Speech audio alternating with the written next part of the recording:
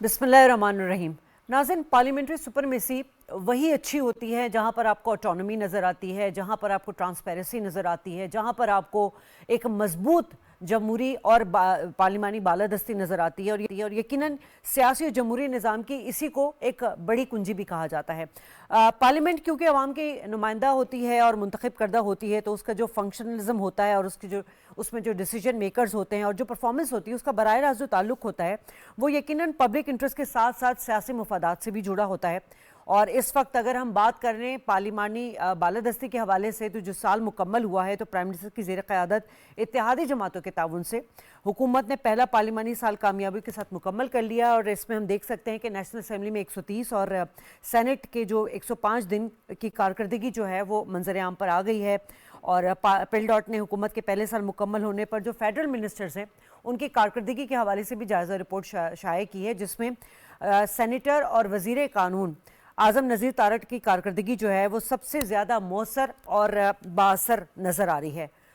इस पर तो हम बात करेंगे, लेकिन हम बात करेंगे कि जो पार्लिमानी बालादस्ती की हम बात कर रहे हैं और यकीनन जिससे मैंने पहले कहा कि शफाफ तर्ज़ हुक्मरानी और अवामी मसाइल का हल है, तो इसमें क्यों इतने अरसे से हमें अपोजिशन वो किरदार अदा करती हुई नज़र नहीं आ रही। अगर कुछ कमज़ोरियाँ नज़र आ रही हैं तो जो राग अलापा जाता है अपोजिशन की जानिब से कि सुपरमेसी होनी चाहिए पार्लियामेंट की, उसमें वो अपना मौसर किरदार क्यों अदा नहीं कर सकी हैं, क्यों मावन साबित नहीं हो सकी हैं, इसी पर बात करेंगे। मेरे साथ मौजूद हैं स्टूडियो में जवाद फैज़ी साहब, सीनियर तज्ज़ियाकार हैं। मेरे साथ मौजूद हैं बैरिस्टर आमिर हसन साहब, पाकिस्तान पीपल्स पार्टी से ताल्लुक़ है। अंजुम अकील खान साहब पाकिस्तान मुस्लिम लीग नून से रिप्रेजेंट कर रहे हैं। आप तीनों मेहमानों को खुशामदीद कहूँगी। जवाद फैज़ी साहब, आपकी सीनियरिटी का और आपकी बेहतरीन तज्ज़िये का फ़ायदा उठा लेती हूँ। पहला सवाल आपसे ले लेती हूँ। एक मंतक पेश की जाती है कि पार्लियामेंट जो है वही मजबूत और फ़ाल होती है जिसमें हमें सियासी निज़ाम के दायरे कार के अंदर जमहूरी, आइनी और कानूनी तौर पर जो है वो मजबूत नज़र आए। इसमें आपका क्या? देखिए, इसमें तो कोई शक व शुबा ही नहीं है कि जमहूरी अंदाज भी होना चाहिए। और पार्लियामेंट का काम देखें, हमारे यहाँ ये पता नहीं क्यों कर ये बना दिया गया था कि पार्लियामेंटेरियंस का काम है जो नलके लगवाना है, सड़कें बनवाना है, बोर करवाना है, सुई गैस का जो है वो अगर नहीं मिल रही तो लोग उनकी तरफ देखें और वो लगवा के देंगे, बच्चों को स्कूल दाखिल कराना है। इनका बेसिकली ये काम नहीं है।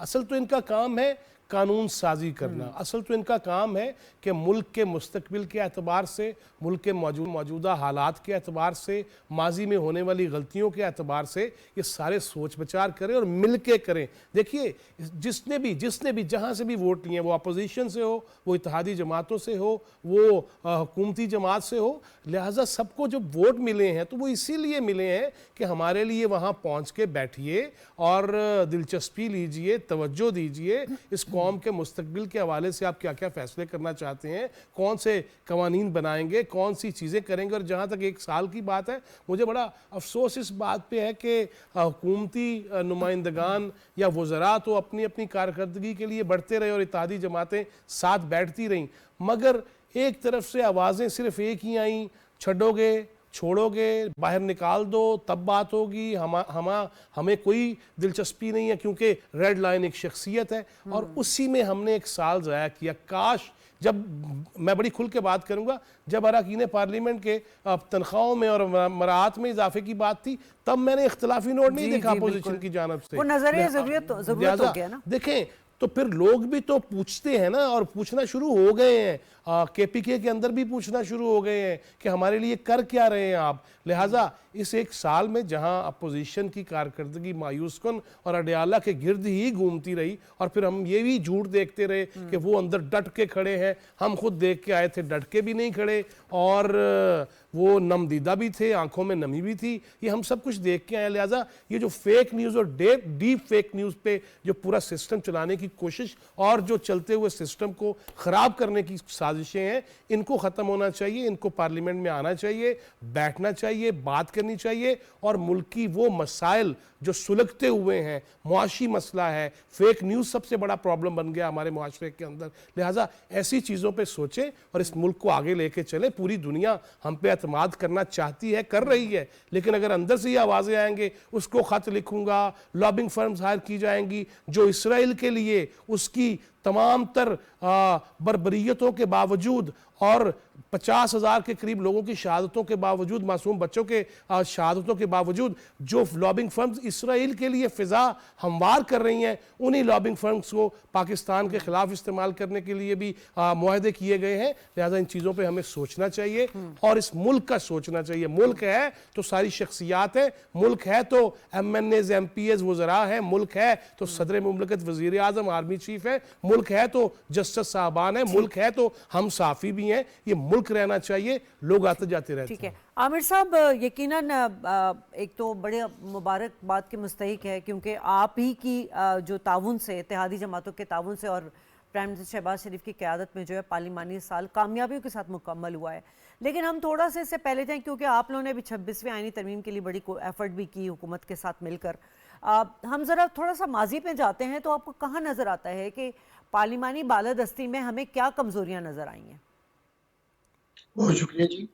देखिए, पार्लियामेंट्री बालादस्ती में कमजोरियां नजर आई हैं कि हमेशा कहते हैं कि आईनी इदारे हैं 3, लेकिन जद्दोजहद जो हुई है हमेशा कभी अदलिया के लिए हुई है, कभी एग्जीक्यूटिव की पास को अदलिया खा जाती है और कभी पार्लियामान की।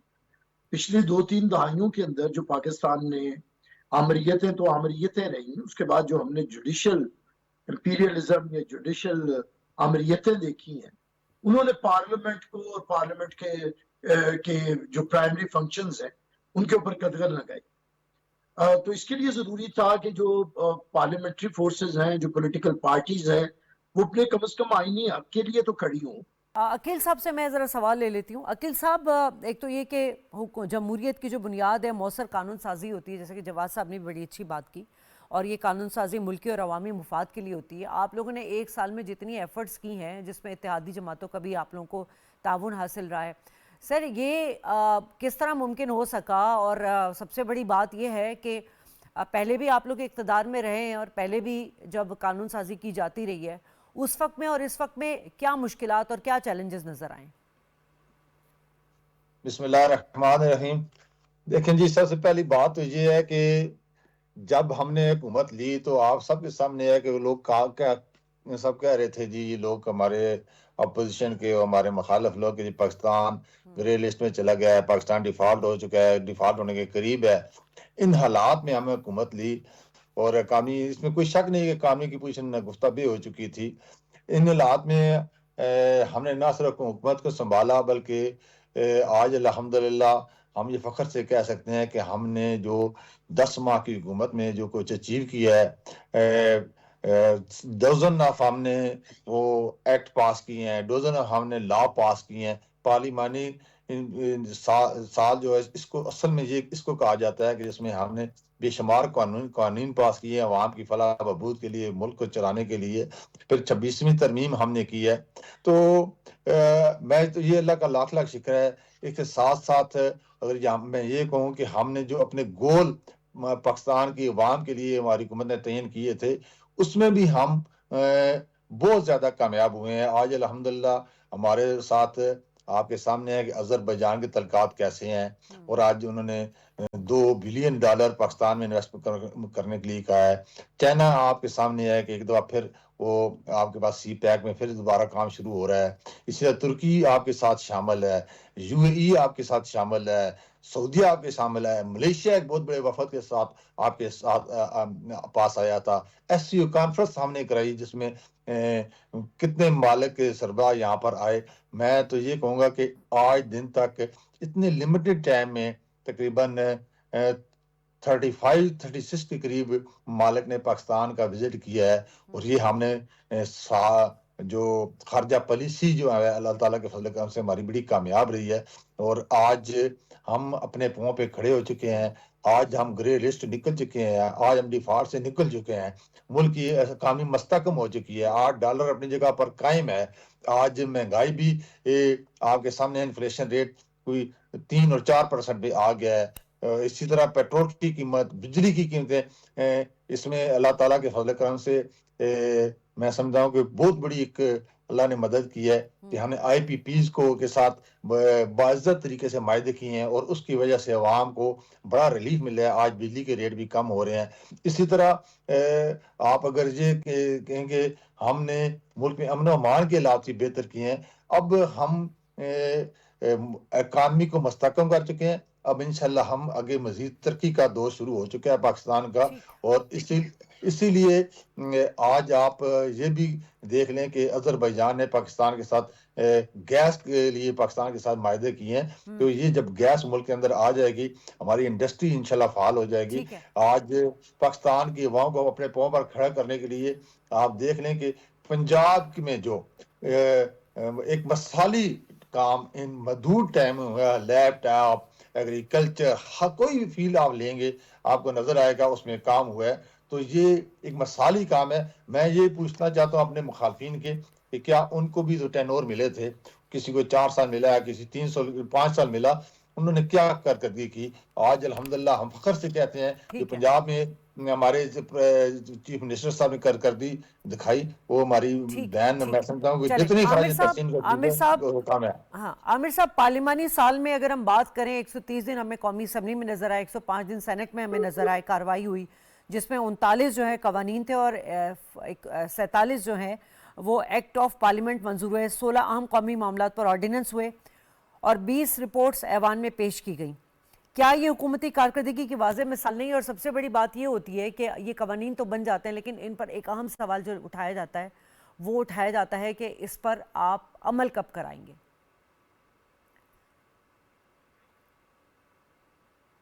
आमिर साहब से राब्ता मुनक़ता हो गया। जवाद फैज़ी साहब, इसका आप जवाब दे दीजिए प्लीज़। देखिए, अगर मैंने जैसे पहले कहा ना पिछले सेगमेंट में या मेरी जो बारी थी उसमें मैंने जो अर्ज़ करना चाहा ना कि कवानीन तो बनाने चाहिए और इसीलिए तो यही तो फ़राइज़ है अरकान पार्लियामेंट के कि वो आके कवानीन बनाएं। हाँ, अब आपने बड़ा अच्छा सवाल किया कि इम्प्लीमेंटेशन असल इशू है, लिहाजा इस पे भी इनको बैठना चाहिए, इस पे भी बात करनी चाहिए कि अगर ये कवानीन बन जाते हैं तो उसके अंदर अगर तो कोई सुर्ख फीता है, अगर कोई ब्यूरोक्रेसी है, अगर कोई और इदारे हैं जो भी हों, वो अगर रुकावटें इसमें पैदा करते हैं तो उसका हल कैसे निकालना है। अब जिस तरह बड़े अरसे बाद हमने ये देखा कि मुलाकातें चीफ जस्टिस ऑफ पाकिस्तान से प्राइम मिनिस्टर की भी हुई, अपोजिशन रहनुमाओं की भी हुई, अपोजिशन लीडर की सरबराही में। लिहाजा जहाँ जहाँ सुकम हैं, जहाँ जहाँ रुकावटें हैं, जहाँ जहाँ स्पीड ब्रेकर्स हैं, वो इन इदारों को आपस में बैठ के बात करनी चाहिए और जहां ये समझा जाए कि कानून तो बन गया लेकिन इम्प्लीमेंटेशन में कौन रुकावटें डाल रहा है उसके हवाले से भी कानून होने चाहिए। और मैं इसीलिए तो अर्ज किया था कि अगर अपोजिशन वाले भी साथ बैठे, अभी देखें इससे ज्यादा कानून बन सकते थे, इससे ज्यादा तरामीम आ सकती थी, इससे ज्यादा तेजी से हम बेहतरी की जानब बढ़ सकते थे अगर आए रोज़ ये रोला रपा ना रहता, अगर ये ना होता कि अगर SCO अंजुम वकील खान साहब ने जिस तरह जिक्र किया SCO है तो उस मौका पर जो है आपने यहाँ पे अपनी चीज़ें ला के, अपनी मशीनरी ला के इस्लामाबाद की ईंट से ईंट बजाने की कोशिश करनी है। अच्छे भले आप पार्लियामेंट में बैठे होते, आपके मामलात भी बेहतर हो रहे होते, मुज़ाकरात में रहते, क्योंकि किसी भी मसले का हल तो मुज़ाकरात है ना। गोली उठा लेना या लाठी उठा लेना या क्लाशनकोव के बट मार के शीशे तोड़ लेना, ये कोई हल नहीं है मसाइल का। मसाइल का हल तो ये है कि बैठते, ना लाहौर काना की पहाड़ियों की तरफ भागते, ना इस तरह पुरतशद्दुद रास्ता इख्तियार करते, लैंग्वेज इस तरह की इस्तेमाल ना करते, बिलो दी बेल्ट गुफ्तगू ना होती और सबका मतमा नज़र और सबका मकसद और सबकी मरकजियत अगर पाकिस्तान के मसाइल का हल होता तो बड़े खूबसूरत दिन होते, अभी भी खूबसूरत आएंगे। लिहाजा ये भी साथ साथ ये ना जवाद फैज़ी साहब कि आप जिनकी तरफ इशारा कर रहे हैं यकीनन पाकिस्तान तहरीक इंसाफ की बात कर रहे हैं आप, और वो बड़े दलाइल के साथ और बड़ी शिद्दत के साथ ये बयान तो दे देते हैं कि पार्लिमानी बालादस्ती होनी चाहिए, लेकिन उनको ये नहीं पता कि पार्लिमानी बालादस्ती में अवामी मसाइल का हल पोशीदा है। जब हमने उनको दावत दी कि भाई आए आप इस टॉपिक पे पार्लिमानी साल मुकम्मल हुआ है और उस पर बात करें सुपरमेसी के हवाले से, तो उनके पास कोई जवाब ही नहीं था, वो प्रोग्राम में शिरकत ही नहीं कर सके। मसला ये है कि अवामी मसाइल हल कैसे होंगे, जैसे कि आपने बताया कि अपोजिशन को बुलाएं, बिठाएं, मुज़ाकरात करें, वो तो इसके लिए तैयार ही नहीं है। देखिए, फिर मैं वही यही अर्ज करूंगा कि फिर लोगों को ये देखना चाहिए। अच्छा, आपने सिर्फ पीटीआई की बात की है, मैं पीटीआई के साथ जो वो इत्तेहाद बनाने के जी, चक्कर जी, में ना, जी, मैं जी, उनका भी जिक्र कर रहा हूँ। और एक प्रोग्राम में मुझसे सवाल किया गया कि कब देखेंगे आपको एक ही ट्रेलर पे या एक ही स्टेज पे। मैंने तो ये कहा था कि उससे पहले जो बानी पीटीआई ठीक की है, जानब से मौलाना चलें। के हवाले से जो ख्यालात हैं उनको डिलीट करना पड़ेगा। इसराइली एजेंट हैं, इसी कश्मीर हाईवे पे कहा गया मौलाना की जानब से उसको। और मैंने पूछा मौलाना से, मैंने कहा मौलाना आप अपने बयान वो डिलीट करेंगे, वापस लेंगे? तो मुझे हंस के कहने लगे कि क्या बात कर रहे हैं यार, अगर आगे देखिए क्या क्या होता है। और अचकज़ई साहब की वो जो नकलें थी और दुपट्टे पहनना थे, उनको डिलीट करें तो ये आगे बढ़ सकेंगे, वरना ये इसी तरह ही चलते रहेंगे। मैं समझता हूँ कि मौलाना बड़े ज़ीरक सियासतदान हैं और वो अपना मैंडेट भी वापस लेना चाहते हैं केपीके में। वो जो सियासत कर रहे हैं, मगर मुल्क के और इदारों के खिलाफ और रियासत के खिलाफ, जो मैं कहना चाह रहा हूँ। ठीक है अकील साहब, हम वही बात कर रहे थे कि आप क्या समझते हैं कि जो पार्लिमानी सियासत है उससे जुड़े जो हमें नजर आते हैं मामलात, उसमें भी हमें कुछ बुनियादी मसाइल नजर आते हैं। वो मसाइल यकीनन आप लोग डिस्कस भी करते हैं, आप लोगों ने मुज़ाकरात की दावत भी दी है। पाकिस्तान तहरीक इंसाफ को वो मुज़ाकरात की टेबल पर आना नहीं चाहते हैं, वो अपने सियासी मुफादात के लिए जो है वो अवामी और कौमी मुफादात को पीछे लेकर जाते हैं। साथ साथ अगर हम मौलाना फजलुर रहमान साहब की बात करें तो एक तरफ तो वो अलायंस की बात कर रहे होते हैं पीटीआई के साथ, लेकिन दूसरी तरफ हमें केपीके में वो नज़र आते हैं कि भाई वो उनको अपना हिस्सा भी चाहिए होता है। तो इस तरह के मामलात से तो कभी भी पार्लिमानी बालादस्ती नहीं हो सकती। देखिए जी, बात यह है कि जमहूरियत एक मसलसल जदोजहद का नाम है, कंटिन्यूटी का नाम है। अब जब अवाम हमें वोट देते हैं तो वो वोट किस लिए देते हैं? देखिए, मैं समझता हूँ किसी से आधार लेना वो ज्यादा आसान है, वोट लेना बहुत मुश्किल है। और जब वोटर वोट डालता है तो उसका तो वो सारे फैसले कर रहा होता है अपने दिल में, अपने मुस्तकबिल के मतलब कि ये मैं जिसको वोट दे रहा हूँ ये मेरे मुस्तकबिल के लिए, मेरे आने वाली नस्लों के लिए ये बड़ा मुफीद साबित होगा। अब जिन लोगों ने पीटीआई को वोट दिए या ऐसे लोगों को वोट दिए जो पार्लियामेंट में आना ही अपनी तौहीन समझते हैं, अगर आते हैं तो वो कभी कोरम की निशानदेही करके भागने की कोशिश करते हैं, कभी एहतजाज करके भागने की कोशिश करती हैं। और उन्हें ये आप जिन लोगों ने वोटें दी हैं उन लोगों को पूछना चाहिए कि हमने पार्लियामेंट में आपको किस लिए भेजा? आप हमारे मसाइल की निशानदेही करें, हमारे जो मुल्क के लिए जो मसाइल हैं उनकी निशानदेही करें और उसके लिए हल दें। ये पहली अपोजिशन ऐसी है जो 2018 से 22 तक हुकूमत में भी रहे हैं, उन्होंने कोई अवाम की फलाह के लिए काम नहीं किया। आज जब अपोजिशन में आए हैं, आज भी कोई अवाम की बात के हवाले से असम्बली में होकर खड़े होकर बात करें, कोई हुकूमत पे तनकीद के लिए असम्बली में बात करें, कोई हुकूमत के जो काम है उनको या तारीफ करें या उनकी उसमें नुक्ताचीनी करने के लिए वहां खड़े हों, वो तो मसाइल की बात करते ही नहीं है। उनका तो सिर्फ एक ही नजरिया है कि पाकिस्तान को कर्जा ना दिया जाए, IMF के को रोका जाए, बिलों को फाड़ा जाए और इंटरनेशनल कम्युनिटी में पाकिस्तान को बदनाम किया जाए। कभी अमेरिका को अपने सहारा बनाते हैं, कभी उसी को लोगों को बताते हैं कि जी ये इन्होंने हमें यहाँ हुकूमत से निकाला। आज उन्हीं पर अमेरिका पर पूरी उम्मीदें लगा के रखे हुए हैं। उनके मुल्क के अंदर मफादात या मुल्क के अंदर के मसाइल या मुल्क के साथ एक लगन मोहब्बत मुल्क पाकिस्तान के लोगों के साथ वो तो नजर ही नहीं आती। उनका तो कोई मौक़िफ़ और कोई टारगेट ही कुछ और है। कभी वो यूके में जाकर मुज़ाहरे करते हैं। तो आप देखें कि घर की बात घर में होनी चाहिए और उन्होंने तो अपने मुल्क को बदनाम करने के लिए तमाम तर आज कल एक मेरा प्रोग्राम था, उस बंदे ने कुछ 100 दफा इंडिया का नाम लिया कि इंडिया ये कर रहा है, हम ये नहीं कर, इंडिया ये कर। भाई इंडिया की आप देखें कि उसमें जमहूरियत कितना अरसा रही है, उसमें अपोजिशन कितना पॉजिटिव किरदार अदा कर रही है और उनकी पॉपुलेशन कितनी ज्यादा है। तो आपने 4 साल अपने अगर पीटीआई ने 4 साल में क्या किया? आज अल्लाह के करम से मैं फख्र से कहता हूँ आज मुल्क अपने पांव पर खड़ा हो चुका है। और इसमें मैं कहूँगा कि हमारे तो वज़ीर आज़म साहब की दिन रात की मेहनत अपनी जगह, पीपल पार्टी के साथ खड़ी है और मैं समझता हूँ कि हमारी फोर्सेज, अब आर्मी चीफ की बात करूँ, वो भी साथ साथ खड़ा है कि पाकिस्तान अपनी डगर पे आमिर आए। साहब, मुझे और इस सवाल का जवाब आप दे दीजिएगा सर कि हम बात कर रहे थे कि चलें जी लेजिस्लेशन हो जाती है लेकिन रुकावटें आती हैं, कुछ सकम ऐसे हैं। अब आप पार्लिमानी सियासत की बात कर लें कि उससे जुड़े जो मामलात हैं उसमें भी हमें بہت سارے محرکات نظر آتے ہیں، پھر جو ادارے ہوتے ہیں ان میں کنسنسس بلڈ نہیں ہوتا، تو پھر ایسی لیجسلیشن کا فائدہ کیا ہے جس پر عمل درآمد نہ ہو سر؟ دیکھیے جی، لیجسلیشن کا فائدہ تو ہوتا ہے اور عمل درآمد بھی کرنا ہی ہوتا ہے. اب یہ رکاوٹیں آتی ہیں، دیکھیے اسموتھ فنکشننگ جو ہے اسی کو جمہوریت کہتے ہیں. یہ جو کانسٹیٹیوشنل آپ کے ادارے ہوتے ہیں ان کی اسموتھ فنکشننگ. پاکستان کے اندر زیادہ تر آمریتیں رہی ہیں یا کوئی ایسے نظام رہے ہیں جس کے اندر پارلیمنٹ کو بالادستی نہیں رہی، اس لیے قانون سازی کی اہمیت نہیں رہی ہے. یہی میں پہلے بھی بتا رہا تھا کہ عدالتیں جب آئینی ترامیم کو اور قانون سازی کو اڑا لگیں تو پھر کیا وقت رہتی ہے پارلیمنٹ کی.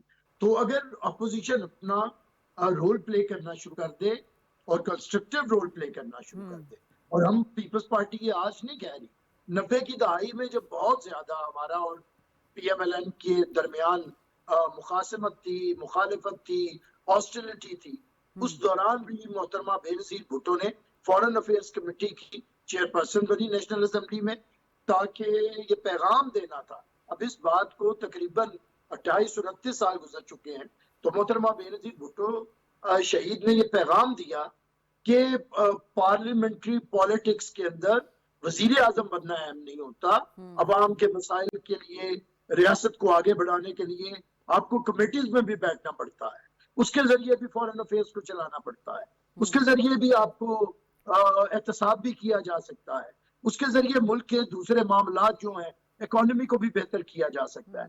تو جب تک ہمیں یہ سمجھ نہیں آئے گی، ابھی فیضی صاحب نے انٹرو میں کہا کہ پارلیمنٹیرین بجا فرما رہے تھے کہ پارلیمنٹیرینز کا یہ کام نہیں تھا جو انہیں دے دیا گیا کہ آپ یہ ترقیاتی کام کروائیں، لیکن یہ 1985 کے غیر جماعتی الیکشن کا رزلٹ تھا کہ پاکستان کے اندر پارلیمنٹری پالیٹکس کمزور ہوئی اور وہ دھڑے کی سیاست، برادریوں کی سیاست اور بلدیاتی سیاست کو ہی کہیں کہیں قومی سیاست بنا دیا گیا اور اسمبلیز کی سیاست بنا دیا گیا. تو جب سیاسی جماعتیں سیکھیں گی بہتر ہوگا. پیپلز پارٹی تو شروع سے اس کی تھی، پی ایم ایل این نے اسے سیکھا ہے. اب پی ٹی آئی کی جہاں تک بات ہے، جب وہ سیاسی جماعت بنے گی تو پھر اس کے رویے بھی تبدیل ہوں گے. جب وہ سیاست کو سمجھنے لگے گی تو پھر اس کا ایٹیٹیوڈ بھی پولیٹیکل ہوگا. لیکن ابھی تک انہیں صرف یہی ہے، وہ ایک فین کلب ہے اور انہیں نہ تو پارلیمنٹ کا پتہ ہے، نہ پالیٹکس کا پتہ ہے، نہ جمہوریت کا پتہ ہے. وہ کہتے ہیں کہ ہم کسی کی گود میں اقتدار میں بیٹھ کے آ جائیں تو پھر جمہوریت ہوتی ہے، وہی ادارے بتون ٹھہرنے لگتے ہیں، پھر آپ ملک کو ڈیفالٹ کرنے کے لیے خطوط لکھنے لگتے ہیں کہ آئی ایم ایف آئے اور آگے پاکستان کو ڈیفالٹ کرے، پھر آپ پیشین گوئیاں کرنے لگتے ہیں کہ ملک جلدی سری لنکا بن جائے گا. تو وجہ یہ ہے کہ جہاں پہ آپ کا جو مقصد صرف اقتدار کا حصول ہو، کسی عہدے کا حصول ہو، تو پھر آپ کیسے اصولی سیاست کر سکتے ہیں یا محض سیاست بھی نہیں کر سکتے. پھر آپ ایک سپوائلر کا کام کرتے ہیں، پھر ملک کے اندر نفرت تقسیم کو آپ جلا بخشتے ہیں، پھر پاکستان کے اندر اس کے استحکام کے خلاف آپ برسر پیکار ہوتے ہیں، پھر باری باری کر کے آپ اداروں کو بدنام کرتے ہیں. کبھی ایک ادارے کو کرتے ہیں، اس سے بچتے ہیں، ایگزیکٹو کو تو وہ مان ہی نہیں رہے. پارلیمنٹ کے اندر جو وہ مچھلی منڈی بناتے ہیں وہ تو آپ دیکھ ہی رہے ہیں. پھر پاکستان کے جو آئینی ادارہ ہے جوڈیشری، کہ میری مرضی کا کوئی چیف جسٹس وہاں پہ بیٹھے تو پھر میں اس کی عزت کروں گا، اور اگر نہیں کوئی بیٹھے گا تو میں اس کی عزت نہیں کروں گا. اچھا، تو پھر اس کے بعد اگر پاکستان کے دوسرے ادارے جن کے بارے میں کانسٹیٹیوشن کہتا ہے کہ آپ کو ان کا احترام کرنا ہے، ان کے بارے میں جو زبان استعمال کی جاتی ہے، جو پروپیگنڈا کیا جا رہا ہے پوری دنیا کے ہاتھوں میں استعمال ہو کے جو کیا جا رہا ہے، اچھا پھر جو لابنگ کی جا رہی ہے وہ ملک کے اندر پولیٹیکل سٹیبلٹی کے لیے نہیں ہے، وہ ملک کے اندر ترقی کے لیے نہیں ہے، وہ عوام کے مسائل حل کرنے کے لیے نہیں ہے. وہ امریکہ کے اندر لابنگ صرف یہ ہے کہ پاکستان کو کسی نہ کسی طرح نقصان پہنچائے. تو یہ وہ سوچ ہے جس کے خلاف رائے عامہ کو بھی بولنا ہے، جس کے خلاف. اور میں پھر یہاں پہ کہنا چاہوں گا کہ پاکستان پیپلز پارٹی نے اس سسٹم کو بچانے کے لیے، ایک تو یہ سسٹم ہم نے بنایا ہے 70s کے اندر، پھر اس کے استحکام کے لیے ہم نے جانیں دی ہیں.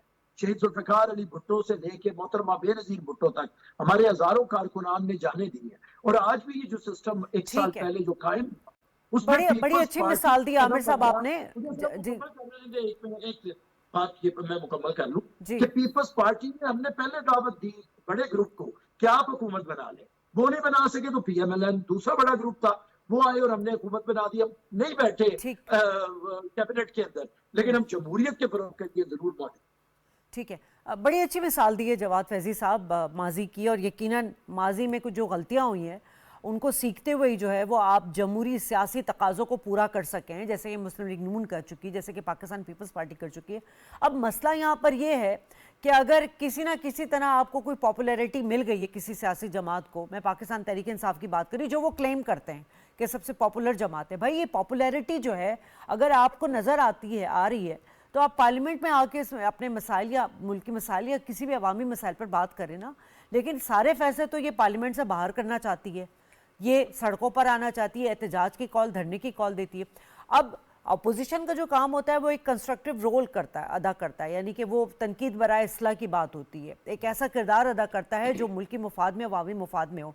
अब पब्लिक को ये बात समझ आ चुकी है कि पाकिस्तान तहरीक इंसाफ जो है वो अपने पॉलिटिकल माइलेज के लिए ये सारे ड्रामेबाजी करती आ रही है। पब्लिक को समझ आना शुरू हो गई है। देखें, जब उनके मसाइल हल नहीं होंगे, जब वो KPK के जो बच्चे हैं वो पंजाब में अगर ख़त लिखेंगे वज़ीर आला को कि हमें भी लैपटॉप चाहिए, हमें भी चीज़ें चाहिए, वही KPK के बच्चे जब देखेंगे कि कराची या सिंध में मुराद अली शाह साहब क्या कर रहे हैं, वही KPK के बच्चे जब देखेंगे कि बलूचिस्तान में भी तो दहशत गर्दी है ना, लेकिन जब वो वहाँ देखेंगे कि वहाँ किताब मेले भी चल रहे हैं, वहाँ पे ग्राउंड्स के अंदर जो है वो नौजवान खेल भी रहे हैं, तो फिर वो यकीनन उनके सामने तो सब कुछ आ जाएगा ना, कि रियलाइज़ तो वो करेंगे कि हमने वोट किस लिए दिए थे और हमें एक ही घंटा घर के इर्द गिर्द घुमाए जा रहे हैं और फ़ायदा भी कोई नहीं हो रहा उसका। देखिए, 2-3 चीज़ें हैं, सिर्फ यही नहीं, मैं आपके प्रोग्राम में एक और भी खबर दे दूँ, वो ये है कि ओवरसीज जिन पे इनका तकिया था, इन्हिसार था, और जिनके अच्छा रेमिटेंसेस अच्छी तो हुई,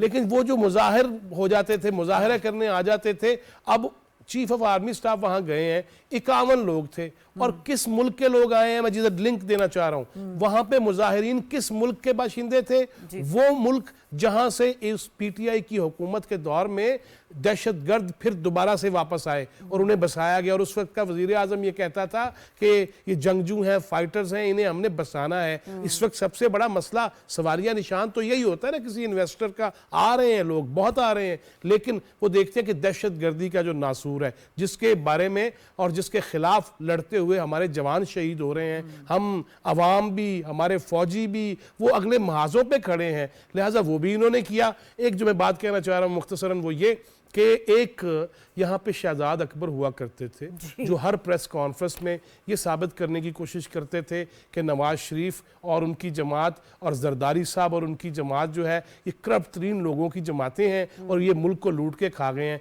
उन्होंने यूरोपियन जो कंट्रीज़ हैं उनसे एक मुआहदा किया कि हमें आप उनकी वहाँ पे तफसीलात बताइएगा, हम पाकिस्तान में किस किस की प्रॉपर्टी है उसकी तफसीलात बताएंगे। अच्छा, उस मुआहदे के तहत अब ये हुआ कि डेनमार्क और स्वीडन के अंदर वो जो PTI के इनके सपोर्टर थे बल्कि इन्वेस्टर थे, उनको वहां नोटिस मिल गए हैं। वो तक जब उन तक रसाई हुई, उन तक ये इतला पहुंची कि अच्छा आप लोगों ने स्वीडन और डेनमार्क में अपने एसेट्स जो वो पूछते हैं कि पूरी दुनिया में कितने एसेट्स हैं, अब वहां जो एसेट्स खुल गए हैं, अब उन्हें नोटिस हो गए हैं और उन्हें चीटर कहा जा रहा है और उन्हें जुर्माने किए जा रहे हैं लाखों डॉलर में। लिहाजा अब उनको भी वो शहजाद अकबर और फिर बानी PTI उन पे वो अब दोबारा से देखिएगा ओवरसीज की तरफ से इन पे कैसी कैसी तनकीद दोबारा से होती है। ठीक है, और यकीनन पार्लियामेंट की जो सुपरमेसी है वो एक फैसले की हिमायत या मुखालफत से जुड़ी नहीं होती, बल्कि एक मुकम्मल पैकेज होता है, और ये एक ऐसा पैकेज होता है जो अवाम के मुफाद के लिए होता है, उनके मसाइल के हल के लिए होता है और मुल्की मुफादात के लिए होती है। तीनों मेहमानों का शुक्रिया अदा करना चाहूँगी। ब्रेक लूँगी, ब्रेक के बाद बात करेंगे। बहुत अहम डेवलपमेंट हुई है IMF के हवाले से, जो क्लाइमेट फंडिंग डायलॉग्स चल रहे हैं और IMF ने जो कंडीशंस रखी हैं और क्या इकदाम होने चाहिए और होने जा रहे हैं, इस पर बात होगी इस ब्रेक के बाद।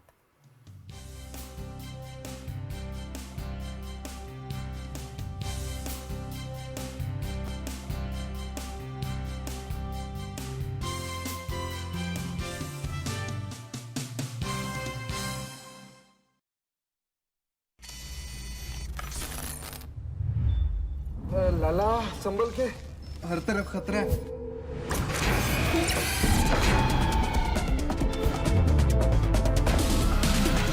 हर मोड़ पे खतरे हजार, हर मैच आर्या पार। ICC चैंपियंस ट्रॉफी शुरू 19 फरवरी से।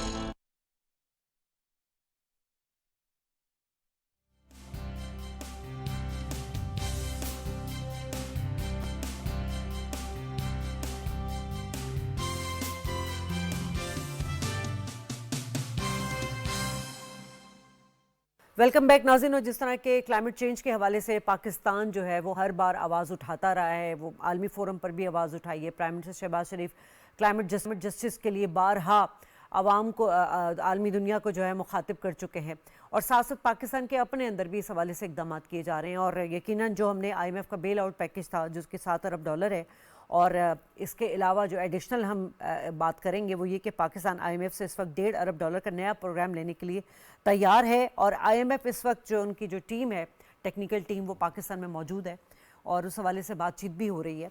सो इसी पर हमारा आज प्रोग्राम होगा, और जो डिमांड्स IMF ने की है उस हवाले से करेंगे। पाकिस्तान क्या इक़दाम करने जा रहा है उस पर भी बात करेंगे। पैनल का तारुफ करा दूँ, हमारे साथ इस वक्त स्टूडियो में मौजूद है महताब हैदर साहब, तज्ज़ियाकार हैं, और हमारे साथ जावेद अली खान साहब, फॉर्मर DG एनवायरनमेंट। बहुत शुक्रिया आप दोनों का, मौजूद हैं आप दोनों।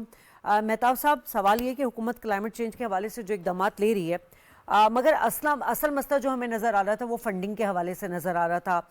हमारे जो जब भी प्राइम मिनिस्टर साहब बाहर जाते हैं, प्लेजेस के हवाले से भी बात करते हैं। इस वक्त जो डेवलपमेंट हो रही है IMF के साथ, जो बातचीत डायलॉग हो रहे हैं हमारे, उसको किस तरह देख रहे हैं आप?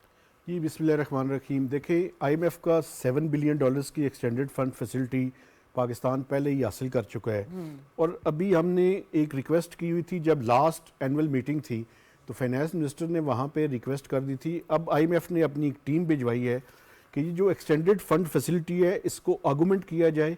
पाकिस्तान की रिक्वेस्ट पे 1 से $1.5 बिलियन के दरमियान इसका पैकेज होगा। ये टेक्निकल टीम इस्लामाबाद पहुंच चुकी है, और ministry of finance, planning commission और बाकी जो कंसर्न मिनिस्ट्री है, ministry of industries, ministry of energy, इन सब के साथ मिलकर एक जो RSF की फैसिलिटी है, जो कि तकरीबन IMF 1 डज़न से ज़्यादा ममालिक को जो है वो दे चुका है, और ख़ासकर जो हमारा रीजन है इसमें बांग्लादेश को ये फैसिलिटी अवेल कर चुका है, और उन्होंने कोई $1.4 बिलियन के लगभग उसमें से हासिल किया हुआ है। तो अब हमारी कोशिश है कि हम इसको, क्योंकि IMF की रिव्यू टीम भी नेक्स्ट वीक पाकिस्तान पहुंचने वाली है, तो ये जो नेक्स्ट बोर्ड की मीटिंग है उसमें ये अपनी चीज़ों को लेकर जाएंगे, और RSF जो है, जो रेजिलियंस एंड सस्टेनेबिलिटी फैसिलिटी है, ये पाकिस्तान के लिए IMF का बोर्ड जो है इसकी बाकायदा अप्रूवल देगा। ठीक है, तो आप किस तरह देख रहे हैं जावेद साहब कि जो हम बात करते हैं एनवायरमेंटल चैलेंज से निपटने के लिए पाकिस्तान का जो सबसे बड़ा हमें मसला या चैलेंज नज़र आता है वो मुआशी इक़दाम के हवाले से है। तो इस वक्त जो जायज़ा लिया जा रहा है, तो इसमें जो IMF टेक्निकल मिशन है वो किस तरह देख रहा है? क्योंकि दो हो चुके हैं, एक तो बलूचिस्तान सिंध के हवाले से और KPK के हवाले से जायज़ा रिपोर्ट, और आज बात की जा रही थी कि पंजाब और बलूचिस्तान के हवाले से। तो इस तरह कैसे देख रहे हैं सर आप? ये शाजिया, जो हमारी सूरत हाल है और जिससे हम निपट रहे हैं, वो दुनिया को आया है, दुनिया के ऊपर ये कि जिस तरह से हम रिकरिंग उसके साथ और बहुत कम वक्फे के साथ साथ जो है ना, हमारी जिसको कहना चाहिए कि रीढ़ की हड्डी टूट जाती है पाकिस्तान की मईशत की, जब ये क्लाइमेट चेंज का इम्पैक्ट पाकिस्तान को इतनी कारी ज़र्ब लगाता है। मसलन 2010 का 1998 से, अभी मैं देख रहा था 1998 से 2021 तक का जो है वो 11.1% ऑफ GDP जो है ना पाकिस्तान का लॉस क्लाइमेट चेंज के उससे हो रहा था, और 2022 फ्लड्स में GDP का 4.8% जो है वो GDP का जो है ना पाकिस्तान को लॉस हुआ। तो ये दुनिया में पाकिस्तान, आपको इल्म है कि 0.1% से, मतलब कि 1% से नीचे जो है वो पाकिस्तान की ग्लोबल एमिशन है, यानी कार्बन डाइऑक्साइड का इखराज जो है 1% है ग्लोबल, उसमें GHG एमिशन में कंट्रीब्यूट मिनिमम में, यानी टॉप 10 कंट्रीज में पाकिस्तान क्लाइमेट चेंज वल्नरेबिलिटी में हमेशा इस स्केल पे रहा है ग्लोबल इंडेक्स पर। तो वो हम लोगों को तो इंतहाई जरूरी है कि ये सपोर्ट दिया जाए ताकि हमारी मईशत को थोड़ा सा सहारा मिले। और मैं समझता हूँ कि ये RSF जो है ना, इनफैक्ट مہتاب صاحب نے اچھا ذکر کیا اور بتایا، لیکن یہ RSF جو ہے نا، ریزیلینس سسٹینیبلٹی فیسلٹی، یہ 30 ایک تو شارٹ ٹرم ہے، اوور 30 ایئرز اسپریڈ ہے، اور 10 ایئرز اس کی ایڈیشنل اس کی جو ہے نا وہ گریس پیریڈ ہے. تو یہ انتہائی پاکستان کے لیے جو ہے وہ ایک طرح سے کہنا چاہیے کہ بہت بڑا سپورٹ ملے گا پاکستان کی اکانومی کو اس سے کہ وہ اپنے جو ایمرجنسی میجرز ہیں، یا کہنا چاہیے کہ ایفیکٹو اور سسٹینیبل میجرز کلائمیٹ ریزیلینس کو بڑھانے کے لیے، اس پر اگر یہ پیسہ خرچ ہوگا تو یہ جو ہے وہ ہمارے اکانومی پر بہت اچھا اثر پڑے گا، اور ہم اپنی معیشت کو بہت اچھی ڈائریکشن پر لے جا سکیں گے. ورنہ وہ سارے پیسے ادھر مطلب لگ بھی جاتے ہیں، اور ہماری جب ایک دفعہ ڈیزاسٹر کا امپیکٹ آ جائے تو اس کو سدھرنے میں بہت لمبا وقفہ لگتا ہے. ٹھیک ہے مہتاب حیدر صاحب، اب یہ جو یقیناً جو ٹیکنیکل مشن یہاں پر ہے، اور اب جو ڈیمانڈز بھی ہمیں نظر آ رہی ہیں، جو ڈیمانڈ IMF کی جانب سے نظر آیا ہے کہ جو جنگلات اور آبی گزرگاہوں کے نزدیک جو کنسٹرکشن ہے اس کو ختم کیا جائے، یہ تو بڑا ریلیونٹ ایک ان کا مطالبہ ہے، یہ تو ہونا بھی بہت پہلے چاہیے تھا. اب اس پہ ایکشن تو لیا جا رہا ہے. سینٹ کی قائمہ کمیٹی برائے آبی وسائل نے کہا بھی ہے کہ جو انکروچمنٹ ہے اس پہ تشویش کا اظہار بھی کیا، اور کہا کہ 1 ماہ میں اس کو ختم کریں. تو یہ کتنی جلدی ختم کرنا ہمارے حق میں بہتر ہوگا؟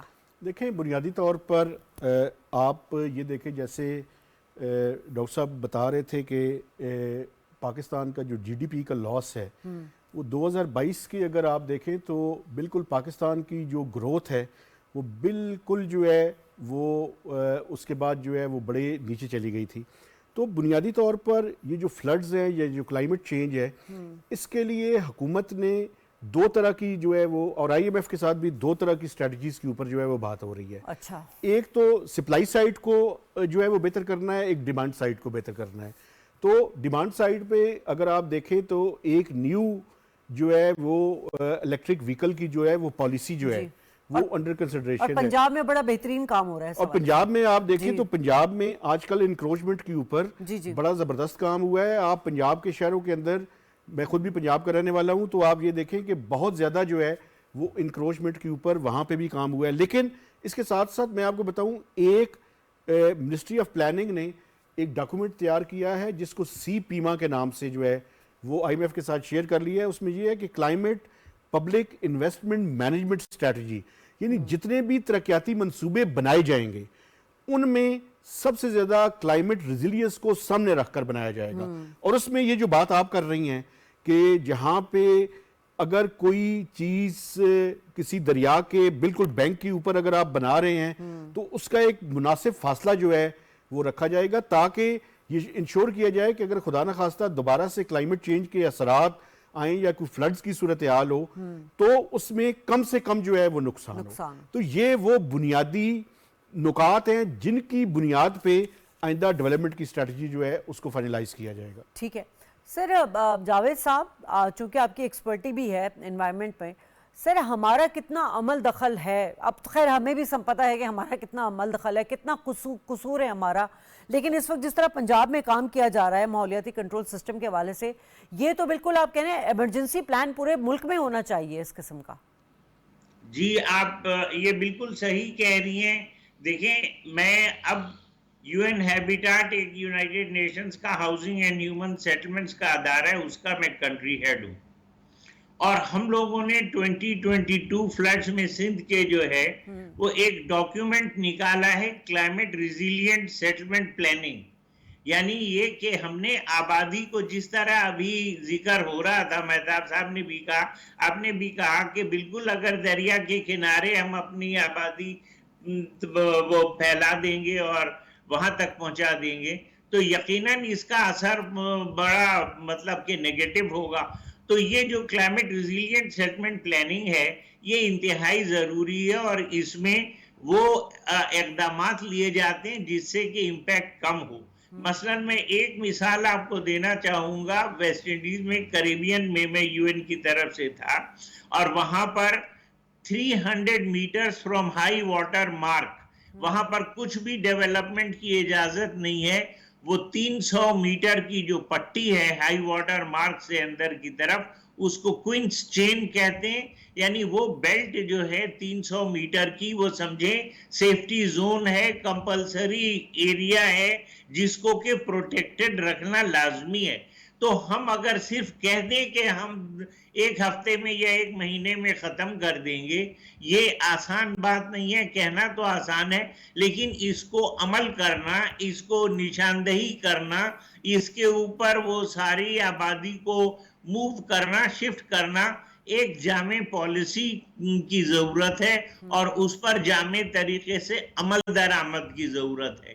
तो जब यकीनन हम जब ये पैसा हमको मिलेगा तो हम कुछ इमरजेंसी या इमीडिएट नेचर के एक्शन भी करेंगे, लेकिन हमको short term, medium term, long term में एक कम्प्रिहेंसिव स्ट्रेटेजी के थ्रू इसको तदारुक करना पड़ेगा कि बार बार हम लोगों को हाथ ना फैलाना पड़े और बार बार हम उस डिग्री तक या उस इंटेंसिटी तक इम्पैक्ट ना हो, ताकि इसका वाज़ेह एक नतीजा नजर आना शुरू हो जाए।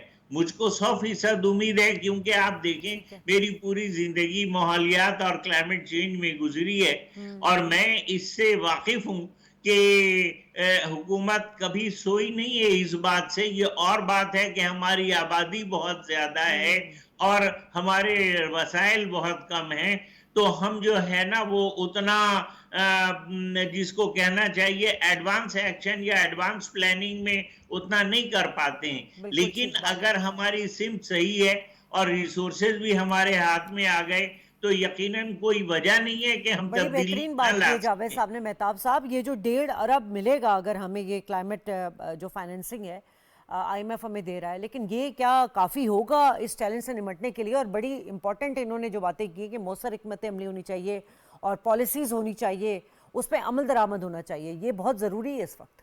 देखें, ये तो मैं नहीं कहता कि ये हमारी जो जितनी भी रिक्वायरमेंट्स हैं उनको पूरा करने के लिए अगर आप देखें तो 4.8% ऑफ GDP का अभी ये हवाला दे रहे थे कि उसका लॉस हुआ है सिर्फ फ्लड की वजह से।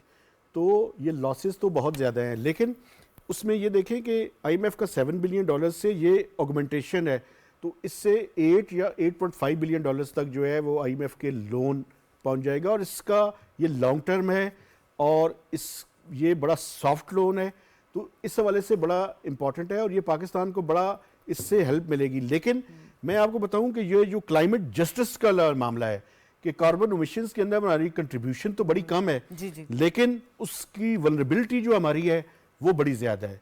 तो इसमें ये जो कॉप का कॉन्फ्रेंस है उसको भी और बाकी जो बायलैटरल और मल्टीलैटरल फोरम है उन्हें भी आगे बढ़ना पड़ेगा और हमें अपने वसाइल भी इस अंदाज में जो है वो इस्तेमाल करने पड़ेंगे कि हम ये जो क्लाइमेट के असरात हैं उसको मिटिगेट भी कर सके और उनको प्रिवेंट भी कर सके। ठीक है, बिल्कुल सही बात की। दोनों मेहमानों को शुक्रिया अदा करना चाहूँगी। नाज़रीन, बड़ा इंपॉर्टेंट डिस्कशन रही है आज। अगर बात की जाए क्लाइमेट चेंज के हवाले से, यकीनन ये हमारी बका का मामला भी है और अब कोई मुजरमाना गफ है वो नहीं होनी चाहिए। प्रोग्राम से इजाज़त, अल्लाह ने के बाद।